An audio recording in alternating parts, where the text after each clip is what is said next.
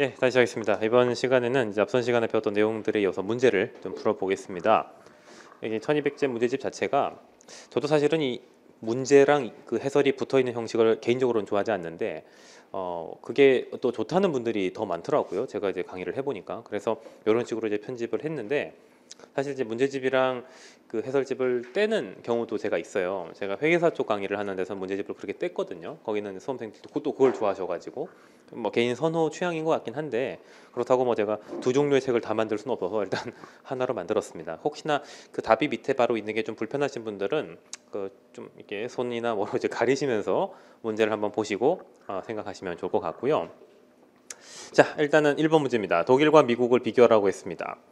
아까 말씀드린 뭐 이론과 실천 이건 아는 거죠, 그죠?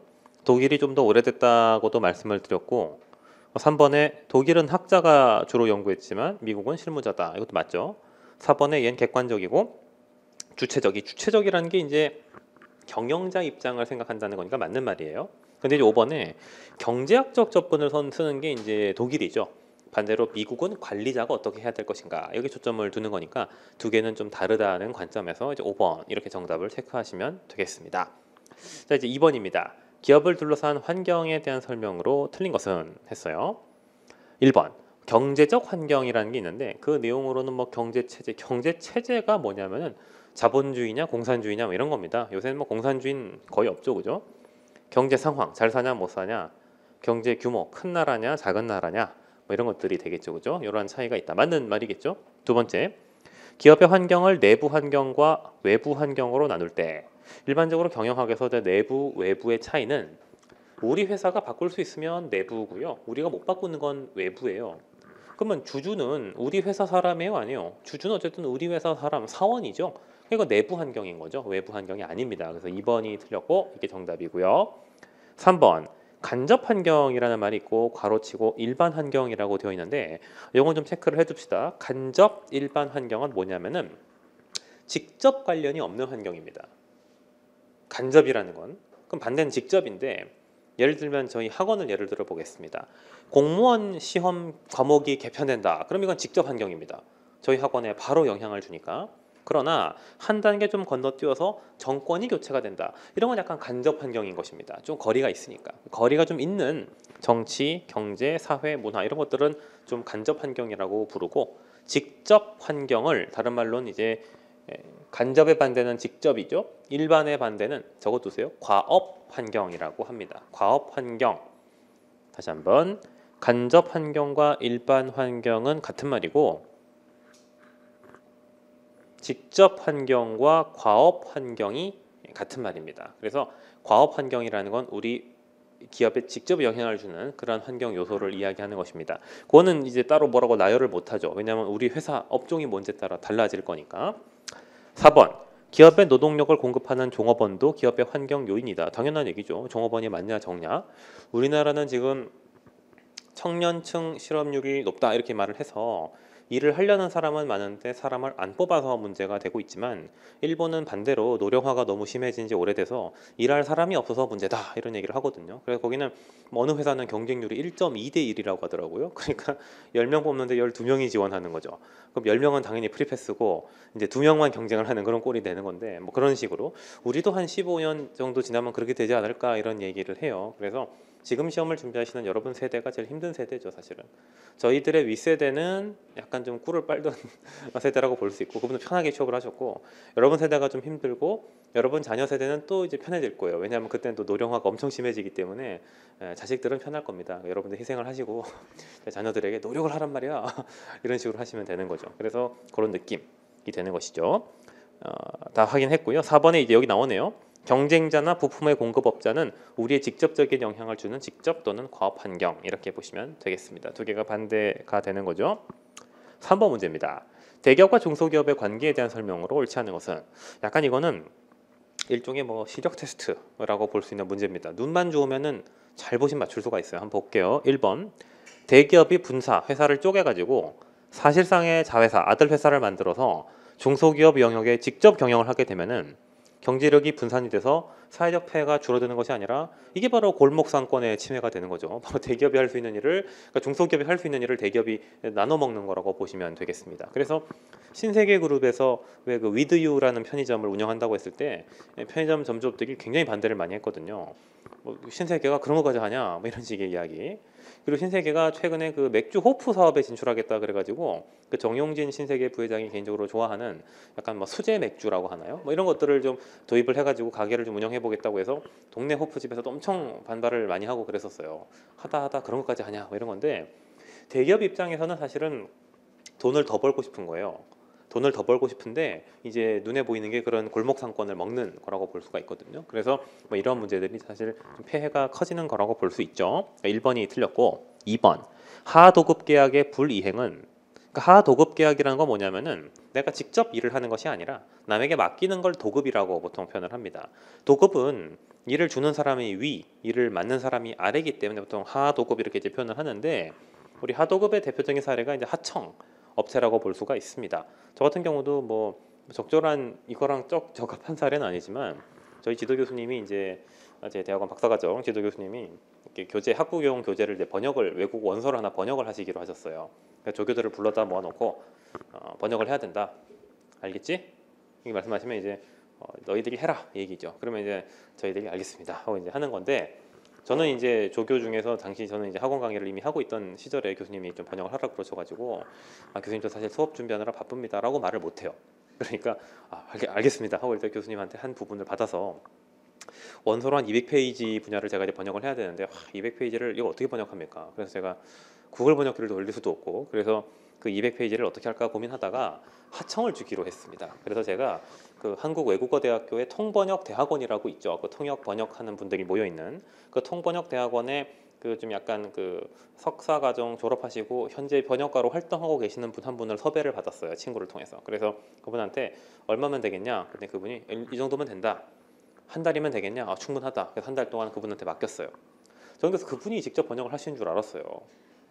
근데 그분이 알고 보니까 통번역 대학원에 후배한테 이제 맡긴 거예요. 토스를 한번. 현재 이제 석사 과정에 있는. 저는 그래서 그 사람이 했나 했더니 그 사람도 아니야. 그분이 다시 이제 통번역 대학원 신입생 후배한테 몇 명한테 나눠서 조과제로 시킨 거죠. 그래가지고 결국은 한 4분 정도의 번역 그 예비 지망생들이 번역을 한 거를 중간 선배가 한번 검수를 하고 다시 현직 번역가가 체크해서 저한테 오면 제가 체크해서 교수님한테 이제 드리는 구조가 되는 거죠. 그래서 제가 맡은 분야가 제일 번역이 깔끔하긴 했어요. 왜냐하면은 이제 번역가가 했으니까. 나머지 부분들은 조교들이 직접 밤새가면서 번역을 했지만 저는 이제 다행히도 제가 강의를 하면서 소득을 벌기 때문에 교수님 일을 시켜도 그냥 돈을 주고 그냥 도급을 주는 거죠. 그래서 제가 이제 그 친구한테 뭐 예를 들어 100만 원을 줬다고 치면은 그 번역가는 100만 원을 지가 일부러 먹겠죠. 그리고 이제 대학원 후배한테 맡기겠죠. 한 50만 원에. 그럼 대학원 후배는 이제 그 밑에 이제 신입 후배들한테는 밥 한 개 사주고 일을 시키는 거죠. 뭐 이런 식으로 가는 거죠. 그러니까 우리나라는 이 하청의 그 고리가 매우 심하게 되어 있어요. 그러니까 본인이 직접 일을 안 하거든요. 대기업이 건설사로 참여하는 아파트들 공사 현장 가보면은 땡땡 건설이라고 적어놓죠. 근데 실제로 거기서 일하시는 분들을 보면 그 건설사 직원이 아니에요. 그게 하청을 주는데 많이 하청을 주는 경우는 10단계를 건너뛰기도 해요. 그러니 약간 공사에 부실 문제가 생기는 거죠.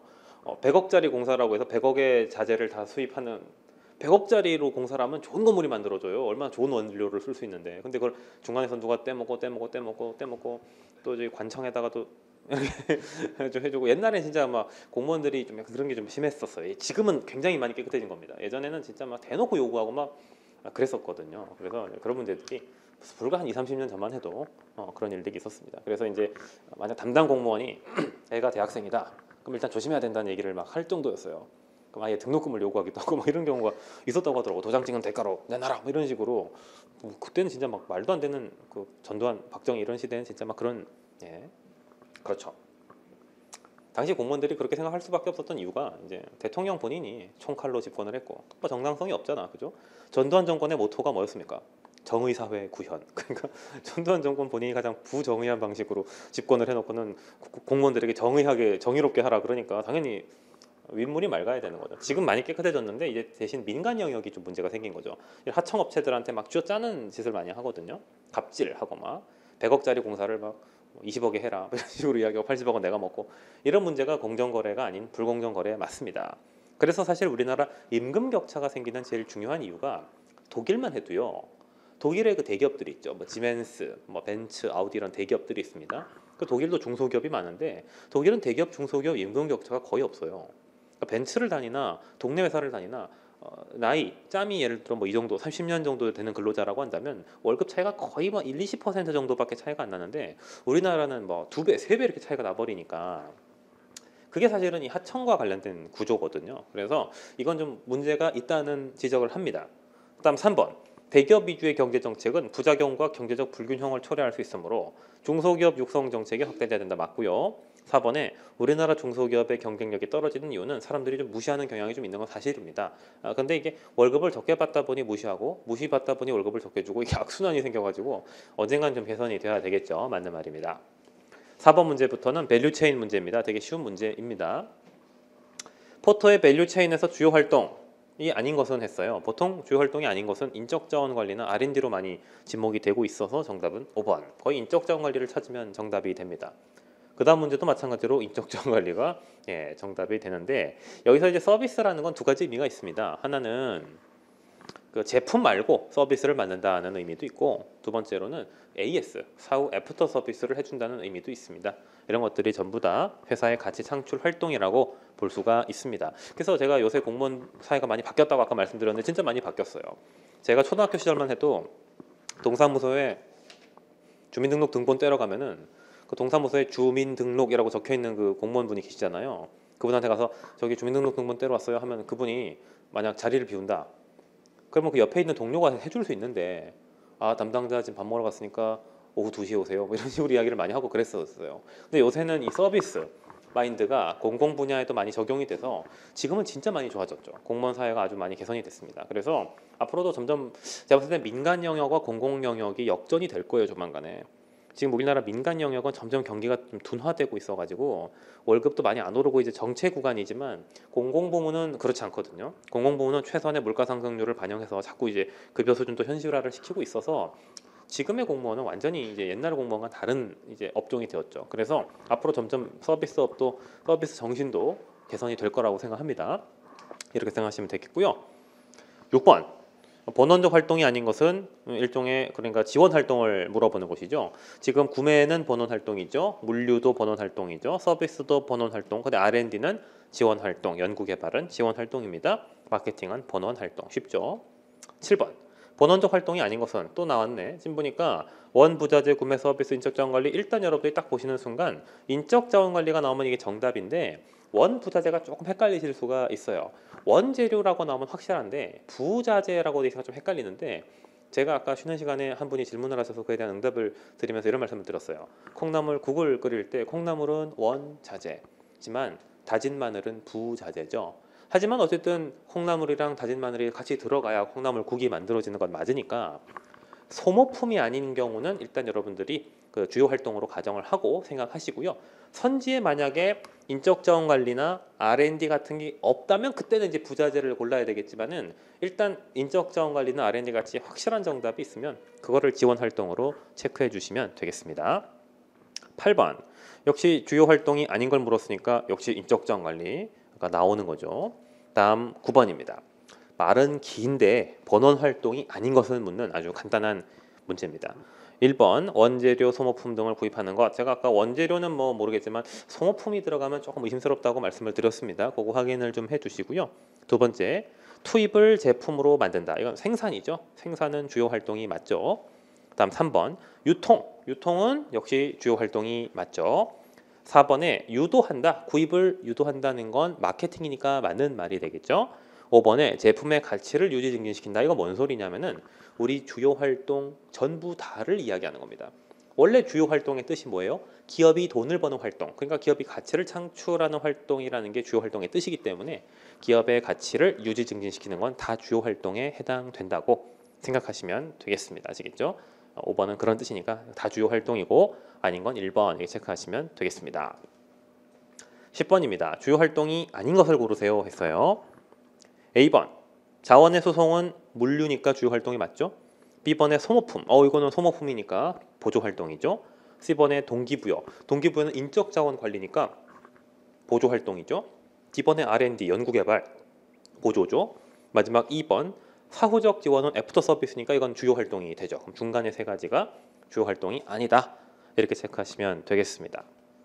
11번입니다. 기업이 뭘 하는지, 기업이 어떤 제품이나 서비스를 어떻게 전달하는지에 대한 개념적 설명을 기업이 부를 창출하는 방법과 함께 묘사한 것은, 그러니까 한마디로 어떻게 돈을 버느냐라는 걸 컨셉을 설명해봐라 라고 할 때 보통 우리는 야 너희들 비즈니스 모델을 설명해봐라, 사업 모델이 뭐야, 이런 식으로 물어봅니다. 그래서 비즈니스 모델 이렇게 이제 보시면 되겠습니다. 대표적으로 여러분들이 앞으로 물론 여러분들은 시험 합격하셔서 공공 분야에서 일을 하셔야 되겠지만은 가끔 이제 공무원 생활에 대한 환상을 가지고 또는 이제 큰 꿈을 품고 시작하셨다가 중간에 그만두겠습니다, 나오고 싶습니다 라고 상담을 요청하시는 분들이 가끔 있어요. 저는 항상 그럴 때마다 그러지 마라, 어떻게 들어갔는지를 생각해라 이렇게 이야기를 하는데, 한 분은 이제 교육청에서 근무하시는 분이었어요. 그분이 굉장히 지금 약간 교육청이 일반적으로 근무 환경이 괜찮은 대로 알려져 있어요. 일반 공무원보다 좀 편하다고 알려져 있어서, 쉽게 말하면 좀 편하다고 알려져 있어요. 7급으로 들어가신 분이라서 교육행정으로 하시는 분이라 되게 편하게 본인 말로는 편하다고 하시더라고. 근데 너무 편하니까 이제 이분이 다른 생각이 많아지는 거죠. 그래서 이게 재미가 없는 것 같은데 뭔가 좀 살아있다는 느낌을 좀 가지는, 나 자신을 자극시켜주는 그러한 일을 하고 싶습니다, 선생님. 그래서 저한테 뭘 하고 싶냐고 했더니 자격증을 따고 싶다고, 노무사나 회계사나 이런 자격증에 도전해서 나만의 사업을 해서 내 밑에 직원들을 부리고 살고 싶습니다. 제가 이래 보니 공무원 답이 없습니다, 이렇게 얘기하는 거예요. 그래서 제가 나오면 더 답이 없다. 이제 나오면 더 답이 없다. 요새는 전문 자격증 가진 사람들도 공직사회 들어가고 싶어서 난리인데 왜 곧 들어가 가지고 그러냐. 제가 만약에 공부를 하고 싶다고 해도 거기가 이제 근무 여건이 좋으니까 퇴근하고 공부를 해라 해서 네가 붙으면 두 개를 다 가지고 있으면 좋지 않냐, 그때 선택을 하지 괜히 나오지 마라, 제가 이렇게 말씀을 드렸어요. 나중에 이제 그분이 정말 조언을 잘해주셨다고 하더라고. 몇 년 지나서 결국 하다가 잘 안 됐는데 만약 나와서 공부하다 안 됐으면 어떡할 뻔했나 이런 생각이 든다고 그런 얘기를 하시더라고. 항상 사람이 그러니까 보험이라는 걸 좀 갖고 있기는 해야 되는 거죠. 그때 이제 사업 모델이라는 게 그런 거예요. 어떻게 돈을 벌 건데 이거죠. 회계사나 세무사가 된다고 칩시다. 그럼 어떻게 돈을 벌 건데 사업 모델이 있어야 돼요. 어느 분야에 집중해서 돈을 벌 거냐, 그게 비즈니스 모델이라고 부르고, 1번의 에코시스템은 대기업, 중소기업, 또 원자재 공급업체와 나 간의 이런 일종의 먹이사슬 관계 같은 것들을 생태계라고 표현을 합니다. 동인이라고 하는 건 사업을 하게 되는 이유입니다. 드라이버라고 하는 게 보통 동기 요인이라고 생각하시면 됩니다. 동기를 유발시켜주는 요인을 동인이라고 하고 이걸 드라이버라고 우리가 표현을 하거든요. 그래서 사업을 하게 만드는 이유가 뭐냐 이런 뜻이고요. 성과 관리는 말 그대로 성과가 났는지 안 났는지 관리를 한다는 거고, 5번의 인텔리전스는 정보 시스템 이렇게 생각하시면 되겠습니다. 인텔리전스라고 하는 건 국가정보원이 보통 내셔널 인텔리전스 시스템이죠. NIS. 그러니까 정보 수집 활동이라고 생각하시면 되겠습니다. 사업에 필요한 정보는 보통 고객 정보겠죠. 고객 정보를 수집하는 각종 활동들이다 해서 마케팅 공부할 때 한번 다시 배우시게 될 겁니다. 12번입니다. 효율성과 효과성에 대한 설명으로 옳지 않은 것은 했습니다. 우리 아까 봤습니다만 효과성은 자원을 사용하는 정도가 아니라 목표 달성 정도라고 했으니까 이게 이제 맞는 틀린 말이 되겠죠. 이게 틀린 말이고, 2번에 do things right, 일을 하더라도 제대로 해라는 건 효율성이고, do the right thing 하더라도 좋은 일을 해라, 이거는 목표를 잘 잡으라는 거니까 효과성의 문제라고 했어요. 성공적인 조직은 둘 다 높아야 되고, 효율성은 목표 달성, 즉 효과성을 위한 수단이고, 자원 투입이냐 아니냐 이런 것들은 다 아까 설명드렸던 로직이니까 정답은 1번으로 확인하시면 되겠습니다. 13번입니다. 효율성에 대한 설명으로 옳지 않은 것은 1번 투입 대비 산출이다. 맞죠? 투입 대비 산출은 효율성이죠. 2번 목표 달성도는 효과성에 대한 이야기가 되겠죠. 사실은 근데 여러분 엄밀히 말하면 효과성 안에 효율성이 들어가는 거죠. 그러니까 사실은 이 문제는 누가 이의 제기를 하려고 하면은 충분히 이의 신청을 받아줘야 되는 그런 문제이기는 합니다. 효율적인 것은 효과성의 일부이기 때문입니다. 포함 관계니까. 그래서 전혀 관련이 없는 건 아닌데 어쨌든 교수님은 효율과 효과를 구별한다면 이제 2번이 틀린 거다 이렇게 말씀을 하시는 거고요. 3번 자원의 낭비가 없다. 이건 do things right, 제대로 해라는 거니까 아까 말씀드린 효율성의 의미가 맞습니다. 4번 최소한의 자원 투입으로 최대한의 산출을 얻는 것이다. 투입 대비 산출의 극대화 맞죠? 5번 효율성이 높아도 목표를 달성하지 못하는 경우가 있다. 그렇죠. 투입 대비 산출을 극대화시켰는데 알고 보니 잘못된 산출이었어. 그러면 이제 쓸데없는 일을 하게 되는 거다. 이렇게 볼 수가 있죠. 뭐 이를테면 이런 거죠. 그 비용을 아껴가지고 뭔가 효율성 있는 뭔가를 해보고자 가성비가 좋은 여행을 추구하고자 합격하고 누가 이제 여행을 가기로 한 거죠. 그래서 패키지 관광을 찾아봤어요. 좀 비싼 것 같아. 그래가지고 가격이 좀 더 싼, 좀 더 싼 업체를 찾다 보니까 진짜 저렴한 업체를 찾았어요. 약간 의심스러운 가격인데 샀어.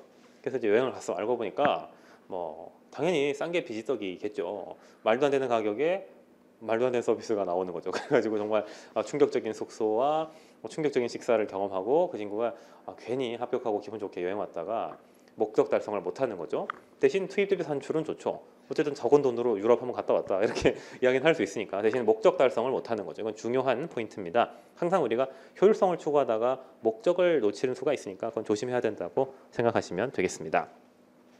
14번 신기술을 도입을 했습니다. 생산량이 올랐어요. 그래서 원가도 줄었어. 그럼 이건 되게 효율적으로 생산을 한 거죠.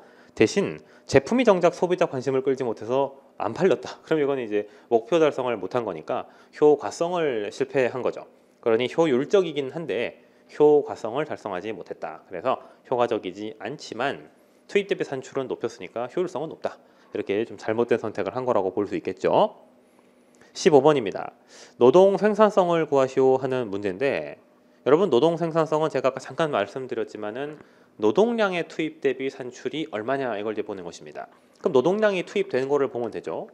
10명이 투입이 됐대요. 근데 지금 보니까 답지를 보니까 다 10명이 아니라 시간으로 측정을 하라고 돼 있죠. 그러면 10명이 160시간씩 각각 한 사람이 근무했으니까 총 1600시간 근무를 한 게 되고 1600시간씩 근무를 한 상태에서 회사가 벌어들인 돈은 8천만 원의 매출입니다.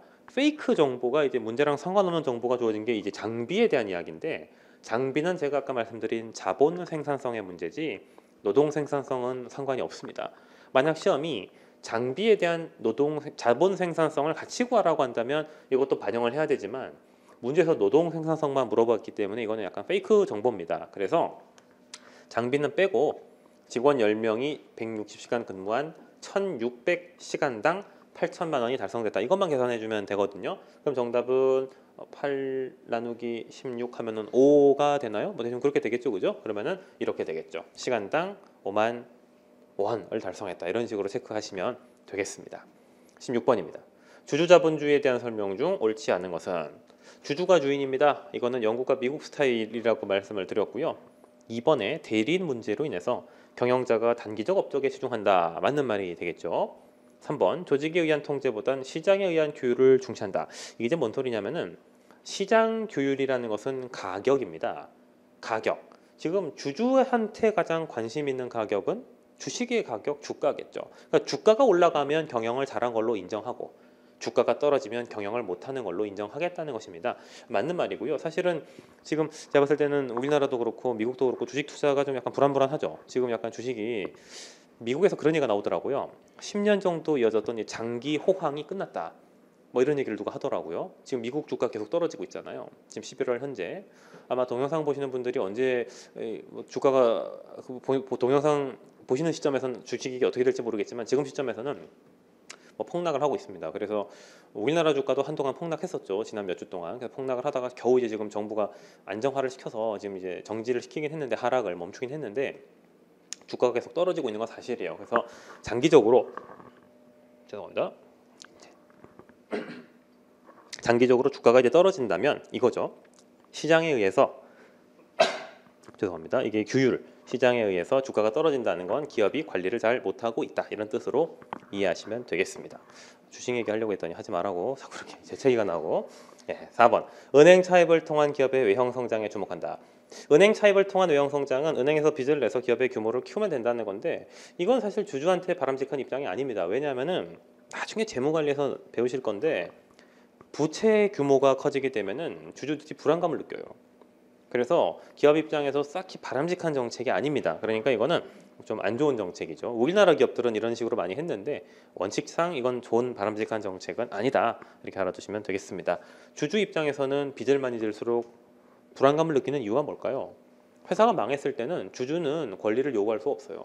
대신 채권자, 빚을 빌려준 사람은 그 빚을 달라고 갚으라고 할 의무가 요구가 권리가 있습니다. 그래서 1순위는 채권자고 주주는 한참 뒤거든요. 그래서 이제 주주들의 권리가 좀 침해를 받는다고 생각하시면 됩니다.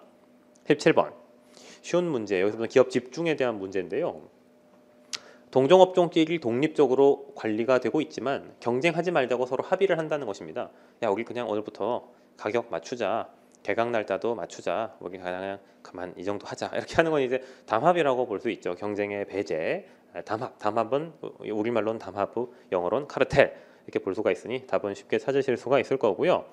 그 4번의 오픈숍과 5번의 클로스숍은 나중에 우리 배울 거지만 노조 가입 여부랑 직원의 채용과 관련이 있느냐 없느냐 그 차이라고 말씀을 드릴 수가 있습니다. 그래서 정답과 무관한 것입니다.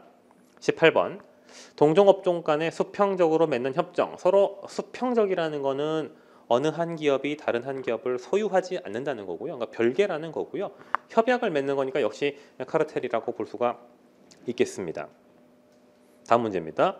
동종 또는 유사업종 기업들이 독립적이지만 협정, 같은 말이 계속 반복되고 있죠. 카르텔 이렇게 볼 수 있고요. 이번에는 수평 수직적으로 결합을 하는 것이 아니라 이종 기업 간의 결합, 그러니까 비슷한 기업 간의 결합이 아니라 전혀 종류가 다른 기업끼리 결합하는 것이다. 전혀 종류가 다른 기업끼리의 결합을 우리나라 말로는 재벌 형태라고 표현을 하고 뭐 영어로 표현해 보면 이제 콩그로머레이트 이런 형태라고 볼 수가 있겠죠. 전혀 다른 형태의 결합 이렇게 이제 보시면 되겠습니다. 트러스트는 완벽한 인수합병 이렇게 볼 수가 있고 콘체른 같은 경우는 결합이 아니라 주식을 소유하는 거라고 말씀을 드렸으니까 두 개를 구별하시면 좋을 것 같고요. 조인트 벤처는 합작 투자입니다. 이건 합작 투자지 서로가 서로의 주식을 가지고 있다 이런 의미는 아닙니다. 그러니까 두 개를 비교해 두시면 좋겠습니다. 다음 21번입니다. 자회사 주식의 일부나 전부를 소유해서 경영권을 지배하는 지주회사랑 관련이 있는 것이 무엇이냐. 여러분 지주회사랑 관련이 깊은 개념은 제가 뭐라고 말씀드렸더라? 주식의 소유는 콘체른과 관련이 있다고 말씀을 드렸죠. 그 정답은 1번이 되는 거고요. 22번은 너무 쉽다 그죠? 담합이라고 대놓고 알려주고 있어요. 담합은 카르텔이죠. 우리 침묵의 카르텔 이런 말을 쓰죠. 침묵의 담합 뭐 이런 이야기인데 우리말로도 담합을 카르텔이라고 합니다. 5번 보기에 디베스처는 뭐냐면은 인베스처의 반대입니다. 인베스트는 투자하다는 의미고 디베스처는 그러니까 철수한다는 의미입니다. 내가 투자했던 걸 털고 나가겠다는 것입니다. 더 이상 회사가 답이 없다. 그러니까 그만하자. 이렇게 끝내는 걸 디베스처라고 표현을 합니다. 23번. 이제는 좀 카르텔에 대한 깊이 있는 문제가 출제가 됐습니다. 카르텔이 도대체 뭐냐는 거죠. 1번. 동종 또는 유사업종 간에 수평적으로 맺는 협정이다. 그렇죠. 맞는 말입니다.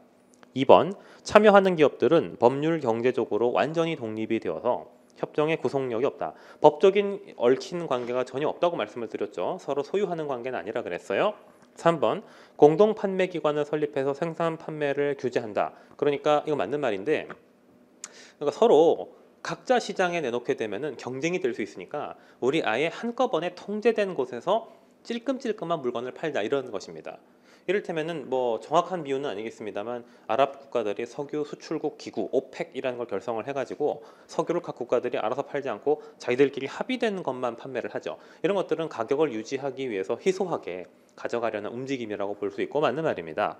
4번의 아웃사이더는 협정에 참여하지 않은 기업들을 아웃사이더라고 하겠죠. 그럼 아웃사이더가 많은 게 좋아요, 적은 게 좋아요?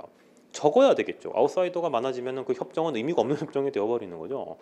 많은 국가들이 또 많은 기업들이 협정을 맺어야 담합에 영향력이 생기는 것입니다. 예를 들어 노량진에서 학원들끼리 담합을 해서 수강료를 올리자 했는데 한 개, 두 개 학원만 참여하는 것보다는 한 10개 학원이 다 참여하면 좋겠죠. 그죠? 그게 그 내용이니까 말이 안 되는 소리고요. 5번 일반적으로 카르텔은 공정 경쟁을 저해하기 때문에 법률로 금지한다. 그래서 대놓고 뭐 담합을 할 수는 없습니다. 대신 은밀히 담합을 하죠. 그래서 이제 대놓고는 하지 않지만 비슷하게 하는 경우가 있다. 이렇게 이제 보시면 됩니다. 실제로 신림동 같은 경우에도 고시학원들이 많이 있다 보니까 가격 담합에 대한 유혹이 있습니다.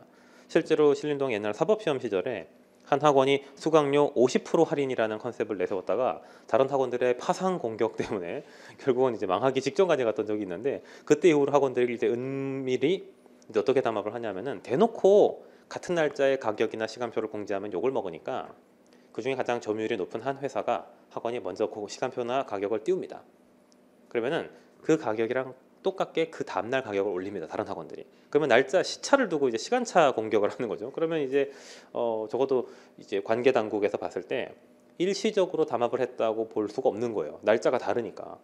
그러니까 약간 은밀히 또 이렇게 또 속임수를 쓰기도 하는데, 10회당 20만 원이라고 광고하는 거랑 20회인데 회당 수강료가 뭐 5천 원 이렇게 광고하는 거랑 결국은 총 금액은 똑같아요. 근데 어쨌든 좀 이렇게 이제 하는 거죠. 이런 식의 좀 정책을 쓰기도 하고, 하여튼 뭐 머리를 잘 굴리는 거죠. 담합은 열심히 할 수 있다, 이렇게 보시면 되겠습니다. 그다음에 이제 그래서 이제 이 5번 빼고 4번, 3, 4번, 4번이 틀린 거죠. 4번이 틀린 거라고 보시면 되겠습니다. 24번입니다. 울산 석유화학단지. 자, 여러 개의 부문이 유기적으로 결합된 것이 뭐라 그랬어요? 한꺼번에 합친 곳이라고 했으니까 이건 바로 뭐다? 이건 바로 물리적으로 한 장소에 이제 모여 있는 거니까 우리는 콤비나트라고 볼 수가 있죠. 정답은 3번이 되고요. 25번부터는 이제 기업의 종류에 대한 문제니까 확인을 한번 같이 잘 해보시도록 하겠습니다. 무한책임 사원과 유한책임 사원으로 구성되는 기업의 형태가 뭐냐 이렇게 이제 물었는데요. 무한책임과 유한책임으로 구성되는 형태는 합자, 제가 뭐 일부러 화면에 좀 답을 띄워놨는데, 한 명은 뭐예요?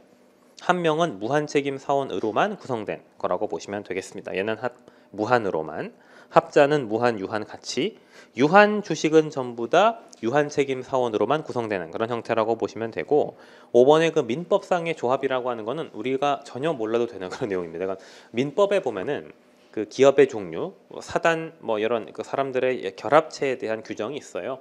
그 내용들에 대한 거니까 의미는 없습니다. 거긴 2번으로 정답 확인하시면 되겠습니다. 26번입니다. 무한과 유한, 아까 똑같은 문제네요. 무한과 유한, 무한과 유한. 그럼 정답은 합자가 되니까 확인을 금방 하시면 되겠죠, 그죠? 거의 뭐 보기 순서까지 똑같은 아주 15년, 14년 아주 기가 막힌 문제가 되겠죠. 이게 돌려막기를 하신다는 걸 확인하시면 되겠습니다. 27번입니다. 기업의 형태에 대한 설명으로 옳지 않은 것은, 한 명 회사는 출자액 한도 안에서 유한 책임을 지는 사람으로만 구성되느냐. 여러분, 합명은 무한 책임 사원으로만 구성된다고 했으니까 이게 잘못된 설명이라고 볼 수가 있겠죠, 그죠?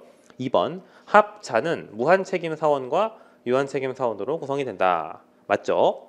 3번, 협동조합. 갑자기 뜬금없이 협동조합이 나오는데 우리 농협 같은 거 생각해 보시면 될 것 같아요. 협동조합은 농민, 중소기업인, 소비자들이 자신들의 이익을 보호하기 위해서 만든다. 보통 그래서 요새는 그 생협이라는 것도 있죠. 뭐 생활협동조합 이런 것들도 대학에서 있는 걸로 제가 알고 있는데, 협동조합은 그런 의미고요. 4번의 주식회사는 주주랑은 별도의 법적인 지위를 가지고 있다.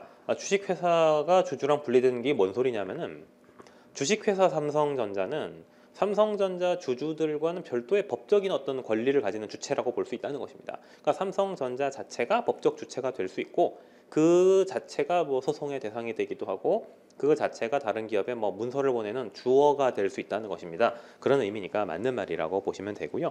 이걸 보통 우리는 이렇게 표현을 해요. 개인이 인격을 가지는 것처럼 법인도 법인격을 가진다, 이렇게 표현을 하거든요.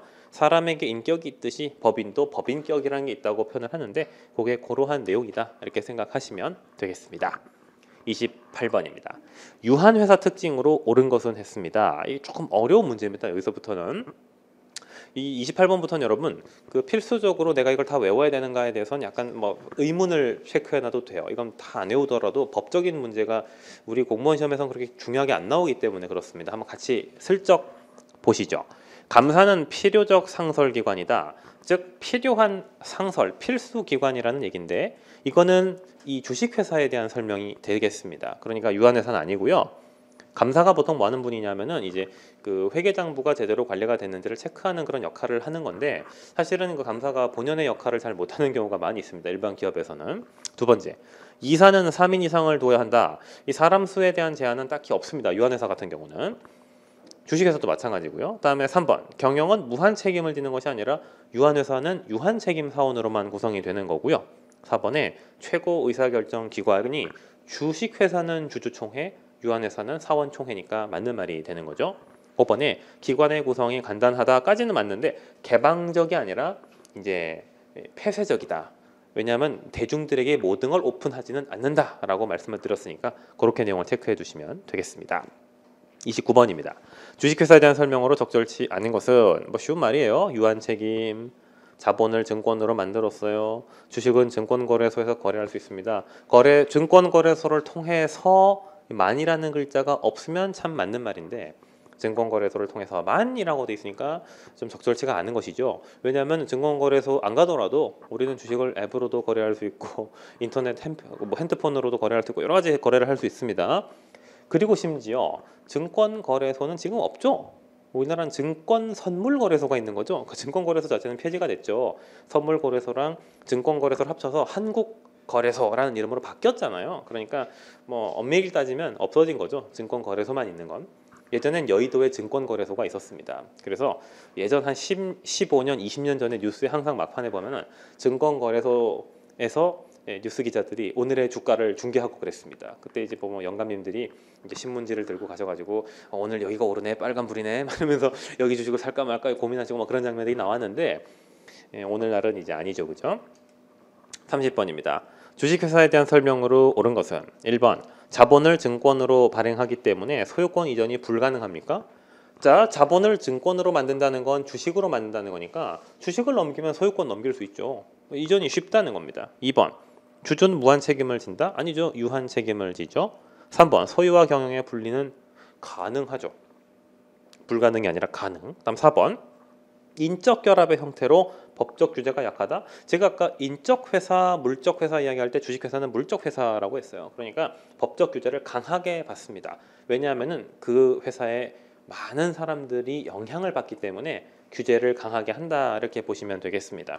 5번에 자본 조달이 쉽고 과세 대상 이익에 대해서는 법인세를 납부한다. 이게 이제 맞는 표현이죠. 기업은 세금을 내게 되어 있으니까 맞는 표현이 되겠습니다. 확인 잘 해두시고요. 비슷한 문제가 나옵니다. 주식회사 특징이 아닌 것은 주주는 유한 책임, 소유와 경영 분리가 가능. 근데 소유권 이전은 어렵댔어요, 쉽댔어요? 3번 보기 쉽다고 했죠. 3번은 틀렸고요. 4번에 자본의 증권화, 5번에 대규모 자본 조달이 가능하다. 다 주식을 발행해서 많이 발행하면 많은 자금을 조달할 수 있으니 맞는 말이 되겠습니다. 32번입니다. 주식회사 설명으로 옳지 않은 것은 1번 주주는 개인적으로 출자한 금액 한도에서만 책임을 진다. 이게 유한 책임의 뜻이죠. 2번 주식을 매매하면 소유권 이전할 수 있죠. 3번에 전문 경영자에게 경영권을 넘겨서 소유 경영 분리가 가능하죠. 4번에 주주의 수의 제한이 없죠. 이거 제한이 없습니다. 일반적으로 주주는 많아도 상관이 없습니다. 그러니까 4번이 잘못됐죠. 33번 비슷한 문제가 또 나오네요. 주식회사가 설명으로 잘못된 것은 1번 재무공시 자율성이 제한된다. 이게 뭔 소리냐면은 재무제표를 공시를 해야 되는데 아무렇게나 하는 것이 아니라 회계 기준에 맞게 공시를 해야 되는 거니까 맞죠, 그죠? 제한되는 것입니다. 두 번째, 주주는 이익에 대해서 이자와 배당을 청구할 수 있다. 이게 조심하셔야 되는 게 틀렸어요. 이자를 청구할 수 있는 건 주주가 아니라 채권자입니다. 나중에 재무관리에서 나오겠습니다만 기업이 필요한 자금을 조달할 때 우리가 자산이 이만큼 있어야 되면은 부채랑 자본을 가지고 우리가 이 자산을 충당하게 되어 있지 않습니까? 그때 빚을 낸 경우 부채를 제공해 주신 분을 우리는 채권자라고 하고 이 채권자한테는 우리가 이자를 꼬박꼬박 갚아야 됩니다. 그런데 이 자본을 출자해 주신 이 주주들한테는 회사가 이자를 주는 것이 아니라 배당을 주면 되고요. 배당도 필수가 아니죠. 배당은 줘도 되고 안 줘도 되는 것입니다. 그리고 배당을 많이 주는 회사도 있고 적게 주는 회사도 있기 때문에 특정 회사가 배당을 얼마나 주는지를 우리는 배당 성향이라고 표현을 할 정도로 배당을 해주는지 안 해주는지는 회사 선택사항이라고 보시면 됩니다. 그러니까 주주는 이자가 아니라 배당을 요구하는 것이죠. 그래서 2번에서는 이자라는 부분이 잘못됐다. 이렇게 이제 보시면 되겠습니다. 3번 주주는 출자 한도 안에서 유한 책임을 지고 4번에 주식은 매매가 가능하고 5번에 소유와 경영의 분리가 가능하다. 이건 다 앞서 설명드렸던 로직이니까 참고하시고 넘어가시면 되겠죠. 34번입니다. 역시 뭐 비슷한 얘기가 나오는데요. 주식회사 특징으로 가장 이번에 맞는 걸 고르라고 했어요. 1번 경영자는 부채에 대해서 무한 책임을 진다. 여러분 잘 아시겠지만은 이제 기본적으로 이 주식회사의 구성원들은 유한 책임 사원으로 구성이 되어 있어요. 그래서 그 부분 잘 체크해 주시고요. 이번에 지금 기업의 이해관계자 집단과 이해조정에 문제가 생기지 않는다. 이게 좀 약간 어거지로 지문을 만든 건데 이해조정에 문제가 생긴다죠. 생기죠. 생길 수밖에 없죠. 뭔 소리냐면은 주식회사를 운영하다 보면은 주주 그리고 채권자 소비자 그리고 노조 등등 여러 사람들 이해관계자들 사이에 갈등이 생겨요. 누구 주장의 입맛에 장단을 맞춰야 되는지 갈등이 생깁니다. 3번 지분의 유가증권화를 인정하니까 주식을 발행할 수가 있죠. 인정한다가 돼야 됩니다. 4번에 소유와 경영이 분리가 되기 때문에 소유자가 직접 경영을 하지 않아서 대리인 문제가 생긴다. 이건 맞는 말이라고 볼 수가 있습니다. 그래서 그 대리인 문제를 줄이기 위해서 주식 옵션을 준다 이렇게 배웠죠. 스티브 잡스가 죽으면서 얼마나 억울했겠어요. 이 회사를 내 아들에게 물려주면 참 좋을 텐데 미국은 아들에게 안 물려주잖아요. 경영자인 팀 쿡의 친구에게 넘기는 대신에 10년 동안 주식을 팔지 마라 이런 식으로 넘겨준 거죠. 그래야 이제 애플이 성장할 수 있도록 경영자 즉 대리인이 열심히 할 것이기 때문입니다. 이게 맞는 말이라고 보시면 되겠습니다. 35번입니다. 조금 어려운 문제인데요. 주식회사에 대한 설명으로 옳지 않은 것은 했어요. 1번에 주주는 유한 책임을 진다가 맞고요. 2번에 한 주당 한 의결권을 가지고 있다. 그래서 가장 주식을 많이 보유하고 있는 사람이 제1주주가 되고 그 사람이 보통 경영권을 쥐는 거죠. 그죠? 3번 이사는 주총에서 선임이 되는데 이건 맞는데 최소 3인 이상이어야 되고 그 임기가 3년이다. 과거에는 그 인원수 규정이 있었는데 최근엔 인원수 규정이 없어요. 그러니까 몇 명 이상이어야 된다 뭐 이런 거 없어요. 여러분들이 규정 조심하셔야 돼요. 이거는 이제 법적인 이슈, 상법에 대한 이슈고요. 4번에 감사는 설치 여부가 자유가 아니라 무조건 설치를 해야 돼요. 주식회사 감사는 반드시 필수 기관이라고 보셔야 됩니다. 그래서 두 개 보기가 다 틀려서 복수정답으로 처리가 되었던 그런 해라고 보시면 되겠습니다. 아마 교수님이 출제할 때는 이 4번을 염두에 두고 출제를 하셨을 건데 구상법에서는 이게 맞는 규정이었던 적이 있어요. 근데 지금 새 상법에서는 아닙니다. 그래서 몇몇 수험생분들이 법에 밝은 분들이 상법 보고 출제했냐 이렇게 이의 제기를 해가지고 미안하다 다 맞다 이래가지고 결국은 처리가 됐던 그런 문제라고 보시면 됩니다. 뭐 대자본의 조달은 쉽다. 이건 아까 봤던 내용이죠.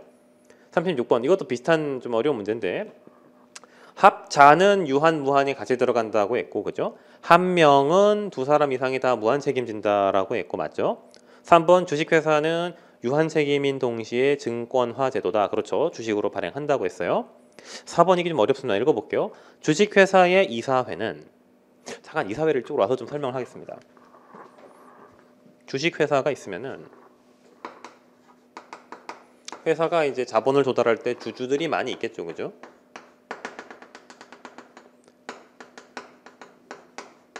주주들이 한 장소에 모여서 모든 의사결정을 하면 좋은데 현실적으로 저도 주식을 몇 개 가지고 있지만은 주주총회 가본 적은 한 번도 없거든요. 가봤자 뭐 제가 뭐 할 말도 없고 이미 다 짜놓은 그 대본에 따라 자 이번에 1번 안건입니다. 회장님 말씀하시죠. 예 회장님이 일어서가지고 근엄하게 주주 여러분들의 지지를 바라겠습니다. 하면 다들 박수치고 회장님 만세하고 끝나는 그런 이제 모임이기 때문에 저도 안 가요. 어차피 다 결론이 나이기 때문에. 그런데 그러니까 주주들은 1년에 한 번 정도 모여서 그냥 형식적인 의사결정만 하는 거고 이 사람들에게 실제 의사결정 권한을 위임받은 곳이 바로 이사회입니다. 영어로 이제 보드라고 표현을 하는데 그 이사회의 구성원들이 우리가 알고 있는 이제 이사라고 하는 거죠. 이사. 우리 뭐 TV 드라마 같은 데서 보는 김이사, 박이사 하는 그 이사들은 사실은 회사의 직함을 이야기하는 거고 그건 이제 여기서 말하는 이사는 아닙니다. 이 이사는 법적인 이사는 경영 의사 결정을 하는 사람들을 이사라고 부르고 있습니다. 그런데 그 이사들 중에서 이제 가장 뭐 나이가 많거나 또는 좀 경력이 대단하신 분들을 우리가 또 대표 이사로 선임을 한다 이렇게 보시면 되고요. 그 이사회에도 의장이 있어요. 그 이사회 의장을 영어로 체어맨이라고 합니다. 일반적으로 우리나라는 이사회 의장이 곧 대표이사고 그분이 곧 창업주고 그분이 곧 회장님이라서 모든 게 뭐 3위일체, 4위일체, 5위일체가 되어가지고 다 한 분이 다 휘두르는 형태니까 한국 사람들은 이걸 왜 구별하는지 잘 모르는데 미국에서는 이제 CEO는 대표이사고 체어맨은 이사회 의장으로서 그 의사봉 두드리는 분이라 좀 다릅니다. 마치 대통령이랑 국회의장이 다른 것처럼. 근데 이제 우리나라는 다 이제 한 사람이 다 해왔기 때문에 좀 헷갈리는 건데 하여튼 이때 그 이사회에서 결정할 수 있는 사항들이 있고요. 가장 중요한 의사결정 사항은 이 주주총회에서 결정을 해야 됩니다. 실제로 우리나라 정부에서도 웬만한 의사결정은 국회에서 다 처리하지만 헌법 개정 사항 같은 건 국민투표를 해야 되죠. 그런 거랑 마찬가지로 반드시 주주총회를 거쳐야 되는 사항들이 있어요. 그거에 대한 문제입니다. 그러니까 조금 법적으로 어려운 개념인데요. 지금 여기 보시면은 이사회가 지금 제가 노란색으로 체크해 놓은 이사와 감사를 선임하거나 해임하고 정관을 변경하는 것들을 자기들이 할 수 없어요.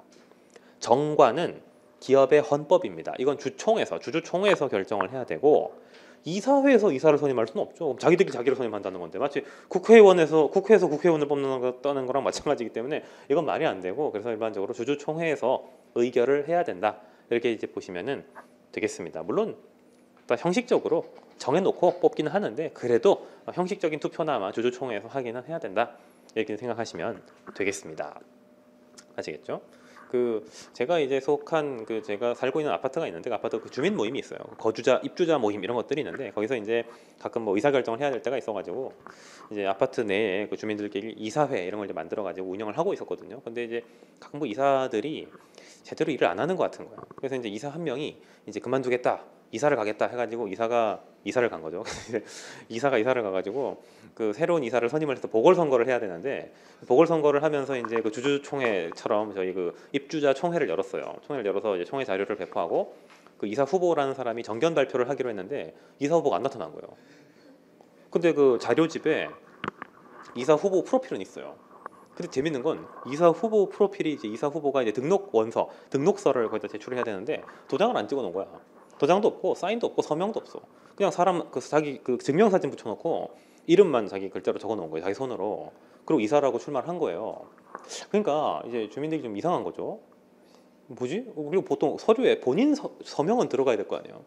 그래서 제가 저기 질문했어요. 저기 죄송한데요. 저기 몇 동 몇 호 사는 누군데 저기 이사분이 출마하시기로 했으면 일단 이 자리에 와서 정견 발표라도 해야 되는데 그것도 안 되시면은 본인이 뭐 하는 사람인지는 우리가 알아야 되는데 본인 서명도 안 한 서류를 제출하면 이게 요건이 불비된 거 아니냐, 요건이 구비가 안 된 거 아니냐, 이게 법적으로 하자가 있는 거 아니냐. 우리가 물론 법으로 따질 단체는 아니고 주민들끼리 하는 거지만 아무리 동네 사람들끼리 하는 거지만 이건 좀 문제가 있다. 제가 이렇게 문제 제기를 했더니 그 자리에 모인 다수의 그 주민분들이 맞네, 서명이 없네, 서명이 없어 이래가지고 이제 그분 부결됐어요. 낙선. 그래가지고 원래는 그 자리에서 다 만장일치로 박수치고 끝내는 거였는데 부결됐어. 그래서 하여튼 제가 괜히 미안해지더라고요. 괜히 괜한 소리 해가지고 그래서 그분이 몇 호 사는지 제가 알아놨거든요. 안 마주치려고. 그래가지고 그냥 지나갔다가 저 막 뒤통수 때릴까봐 그래가지고 조심하고 있습니다. 밤길을 조심하고 있는데 앞으로 안 나서려고. 그래가지고 괜히 아무 생각 없이 그냥 사인이 없다고 한마디 했다가 낙선하셔가지고 그래가지고 그게 이제 이런 거죠. 이런 게 조심해야 되는 거죠. 이사회의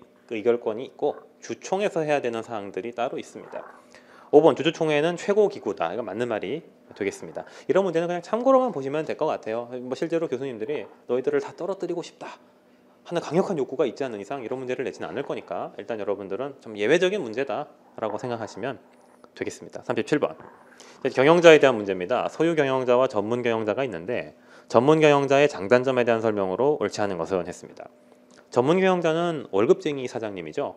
월급쟁이 사장님은 경영권을 위임을 받고 몇 년 동안만 근무하는 분이기 때문에 리더십이 기본적으로는 강할 수가 없습니다. 그래서 강한 리더십은 오너가 경영을 해야 되는 거죠. 1번은 틀렸고요.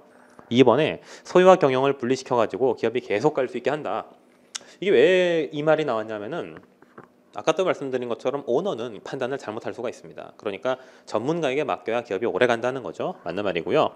3번 주주의 이해관계보다는 자신의 이해관계, 즉 보통 연봉입니다. 연봉을 많이 받으려고 한다. 이건 이제 맞는 말이 되는 거죠. 실제로 우리나라 전문 경영들 중에 월급을 많이 받는 쪽이 이제 삼성전자 쪽이랑 은행입니다.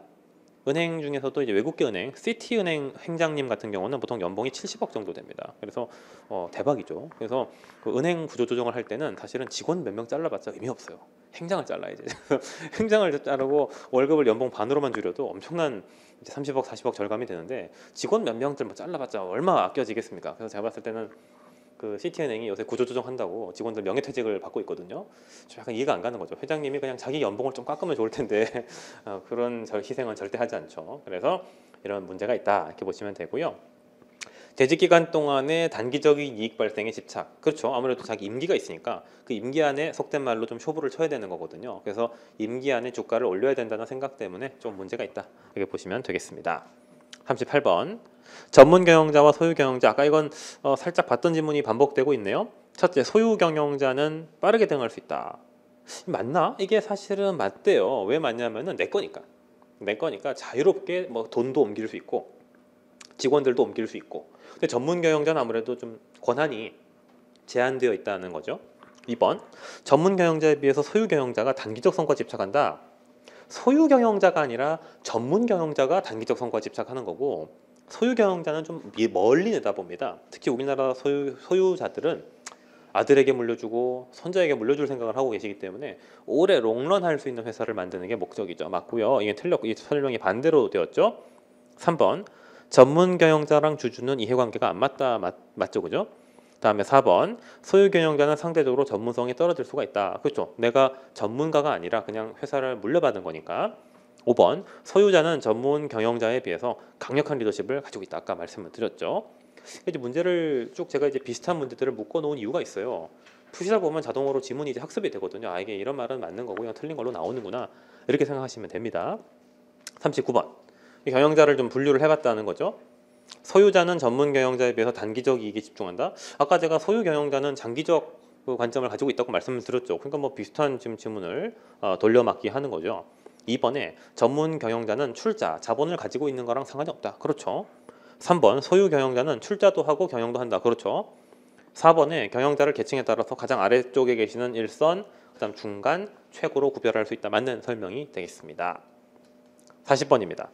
부분이 아닌 전체의 관점에서 전반적으로 관리하는 전반 경영자가 뭐 하는 사람이냐라고 돼 있는데 이 제너럴 매니저는 사실은 교수님이 전반 경영자라고 문제를 냈지만 좀 더 널리 활용되는 용어는 일반 관리자입니다. 일반 관리자. 제너럴 매니저는 우리말로는 일반 관리자. 하나 좀 같이 메모를 좀 해두시죠. 일반 관리자. 이 일반 관리자는 뭐냐면은 기업의 여러 분야가 있잖아요. 인사, 생산, 마케팅, 재무. 이 어느 분야를 담당하는 것이 아니라 전체를 다 보는 사람이라는 뜻입니다. 인사, 생산, 마케팅 등등 전체를 다 보는 사람. 답지를 보죠. 1번. 전반 경영자는 그러니까 전체적인 갈등을 조절할 수 있다. 맞죠? 라인은 보통 아까 우리 밸류 체인 가치 사슬에서 주요 활동하는 분들이고요. 스텝은 지원, 보조 활동하는 분들입니다. 갈등을 조절하는 거 맞고요.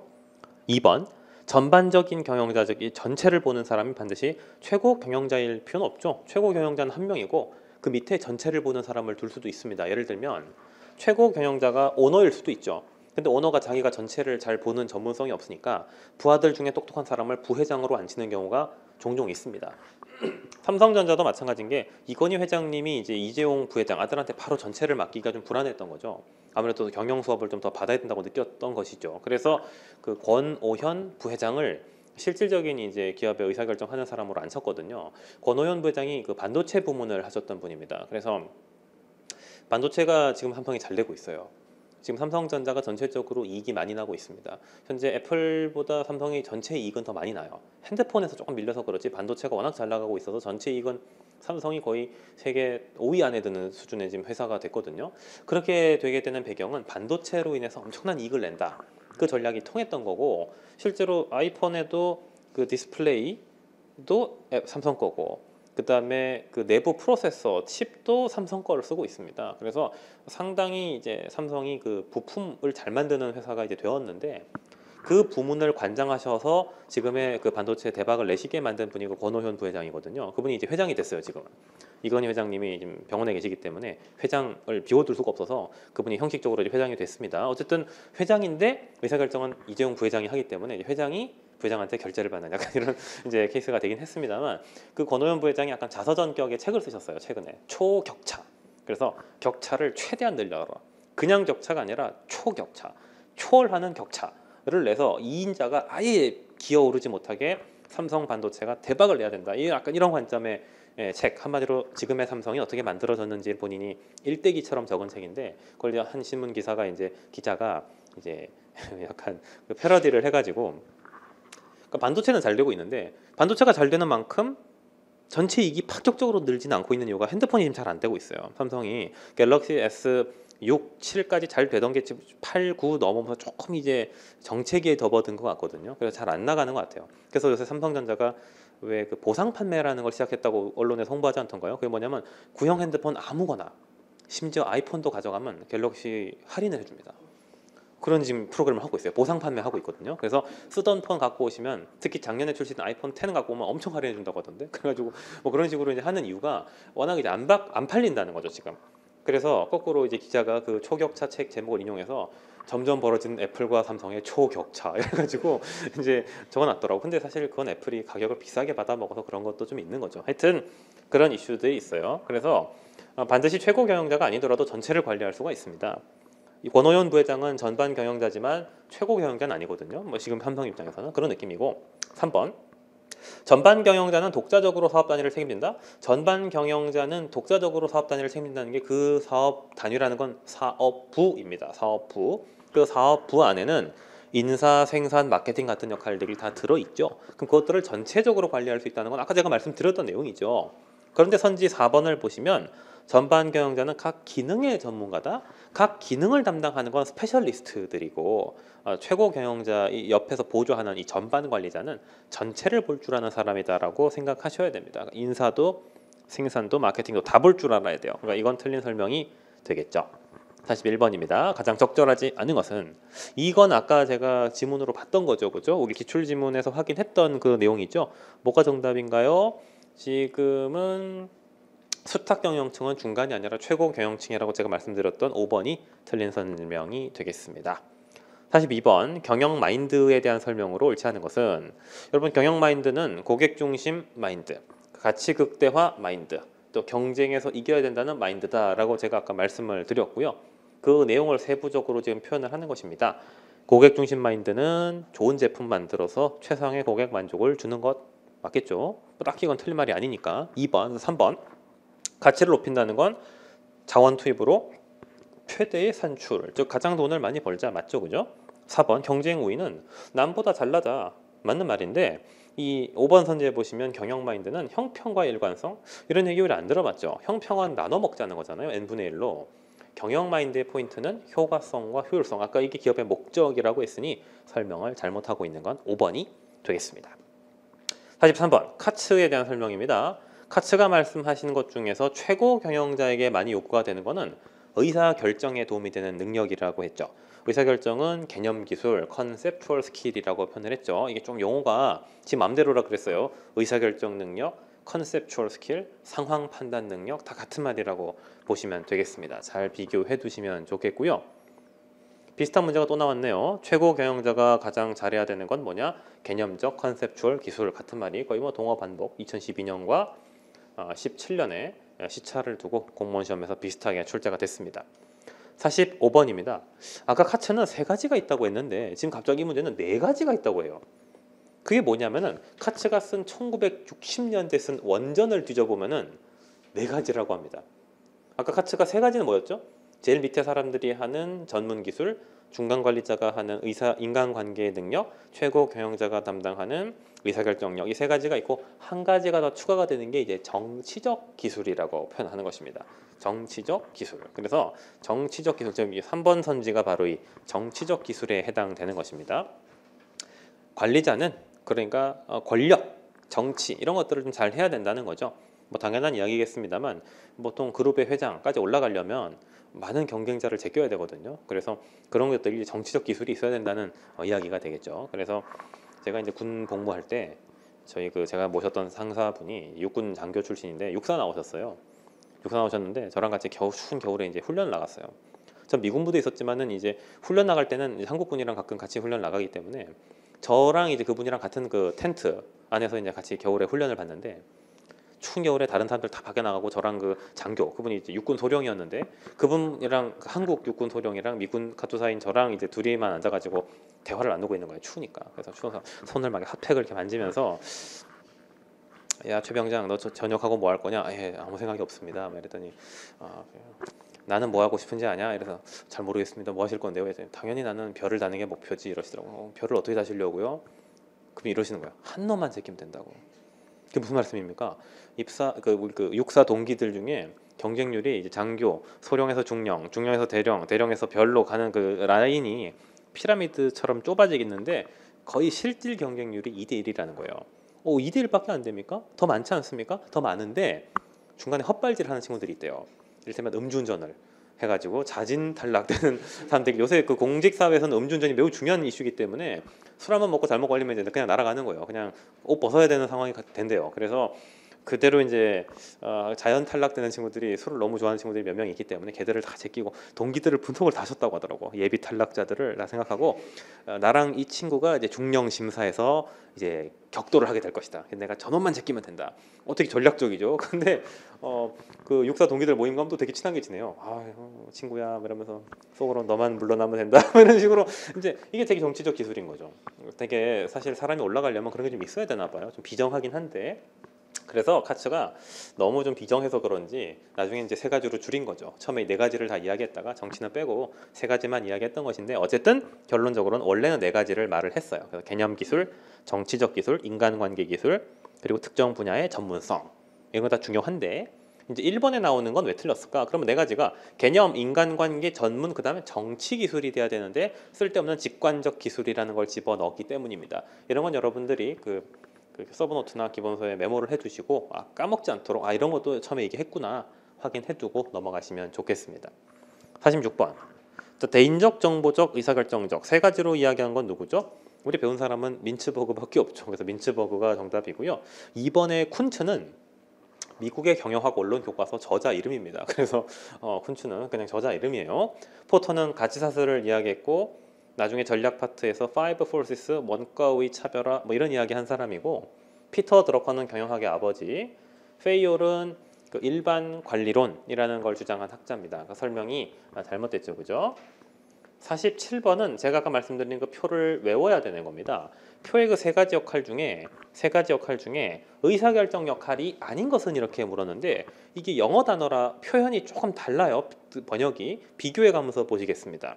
일단은 창업기업가가 우리 배웠던 용어인데, 창업기업가가 창업은 없지만 기업가 있네요. 그러니까 2번이 되는 거고, 위기를 경영하는 사람, 위기를 관리한다는 건 문제를 해결한다는 관점이랑 비슷하니까 3번이 해당되는 거고, 자원을 배분한다는 건 그대로 매칭이 되고요. 협상가도 그대로 있네요. 그럼 상관이 없는 건 1번 연락자, 연결을 한다 이런 역할이라고 보시면 되겠습니다. 이거는 뭐 의사결정 역할에 해당되지 않는 거죠. 조금 어려운 문제가 또 나왔습니다. 민츠버그 역할이 아닌 것은 했어요. 이제 좀 되게 복잡해 보이는데 여기 지금 1번의 섭외자라는 거 처음 보죠. 섭외자가 뭐냐면 리에이전 롤, 연결을 한다는 거죠. 아까 이제 연결한다는 게 대내외 연계 이런 표현이거든요. 그 번역이 조금 이상하죠. 이 섭외자 리에이전은 군대에서는 보통 이 리에이전을 우리말로 번역할 때 연락장교라고 표현을 합니다. 연락장교라는 표현은 아마 남자분들 군대 갔다 오신 분들은 들어보신 적이 있죠. 그게 이제 조직에서 연락 역할을 하는 사람이라는 게 여러 부서를 돌면서 갈등을 해소해주고, 이 부서에서 이렇게 이야기하는데 너는 어떻게 생각하십니까? 이 좀 메신저 역할을 하는 사람을 리에이전 롤이라고 부르고 있습니다. 그래서 연결을 해주는 역할이라는 게 그런 의미가 되는 것이니까 이거 민츠버그가 말한 게 맞습니다. 정보 탐색자, 모니터는 아까 제가 정보 탐색, 모니터 역할을 한다는 게 적혀 있었죠. 조직 설계자 역할은 없어요. 이런 거 없고, 갈등을 해소하는 사람은 갈등 해소가 어디 있더라? 갈등 해소가 여러 군데 있겠지만은 정확한 표현이 없습니다만 적어도 대인관계 역할 중에 갈등 해소가 들어있다. 이런 식으로 이제 교수님들이 가정을 하는 거죠. 그래서 갈등 해소가 될 것이다. 그리고 자원의 배분자는 여기 자원 배분자가 들어있죠, 그죠? 이렇게 보시면 되겠습니다. 그래서 갈등 해소는 뭐 문제 해결이라고 볼 수도 있고, 뭐 여기 인간관계 역할에 들어간다고 볼 수도 있고 여러 가지 역할이 가능하겠습니다만, 하여튼 정확하게 민츠버그가 언급하지 않은 것은 조직을 디자인을 할 것인지 말 것인지 이런 내용에 대한 언급은 여기에 없다. 이렇게 이제 보시면 되겠습니다. 조직 대변인이라는 역할은 회사의 이미지를 외부에 전달하는 역할, 그렇게 생각하시면 되겠다. 이렇게 보시면 되겠습니다. 뭐 이런 역할들이 구별이 되어 있고, 조금 이제 민츠버그가 좀 골치 아픈 그런 부분이긴 한데 우리 문제 두 군데 나왔던 거 이 정도로 변형이 될 수 있다는 것만 기억하시고 문제를 풀어주시면 되겠습니다. 49번입니다. 슌페터가 말한 생산 요소. 제가 아까 혁신의 요소는 첫째, 제품의 혁신 가능하다 그랬죠. 그리고 방법의 혁신도 가능하다 그랬고, 조직의 혁신, 새로운 회사를 만드는 것도 혁신이라고 했어요. 고객을 개척하는 것도 마찬가지라고 했고, 근데 이제 기업가 정신은 5가지 혁신을 하는 원인인 거죠. 그러니까 이건 각각의 혁신의 세부 내용은 아니죠. 공부를 대충 하신 분들은 슈페터는 다 말했는데 이렇게 이야기하면 이제 헷갈리는 거고요. 이 중에 기업가 정신은 그 나머지 혁신적인 5가지 요소를 유발하는 원인이다. 이렇게 생각을 하시면은 문제 푸는데 큰 어려움은 아마 없으실 거라고 생각이 됩니다. 자, 50번입니다. 기업가 정신의 핵심 요소가 아닌 것은, 기업가 정신은 창업 정신이죠. 이거랑 관련이 없는 걸 찾아보겠습니다. 1번 비전을 지시한다. 맞죠? 2번에 창의성을 가지고 있다. 맞죠? 3번에 성취동기, 뭔가 하려고 한다. 맞죠? 4번에 인적 네트워크 구축, 인맥 관리인데, 창업하는 경영 혁신가가 뭐 인맥에 신경 쓴다. 물론 틀린 건 아닌데 기업가 정신에 나오는 창업, 혁신, 창의성 이런 거랑은 좀 거리가 멀다는 거죠. 그래서 이 4번은 일단 제끼고 5번에 도전, 이건 맞죠? 그러니까 전체적으로 4번을 빼곤 전부 다 뭔가 눈에 보이지 않는 웅장한 거를 한다는 거고, 4번만 너무 현실적인 이야기니까 정답은 4번 이렇게 보시면 되겠습니다. 자, 이렇게 해서 저희가 기본적으로 그 기업가 정신까지 해가지고 관련된 내용들은 어느 정도 정리를 좀 해봤고요. 제가 잠시 이제 쉬었다가 이론, 그 조직 이론에 대한 내용, 이론 설명을 워크북으로 드린 다음에 관련된 문제를 푸는 식으로 진행하도록 하겠습니다. 10분 쉬었다 진행할게요.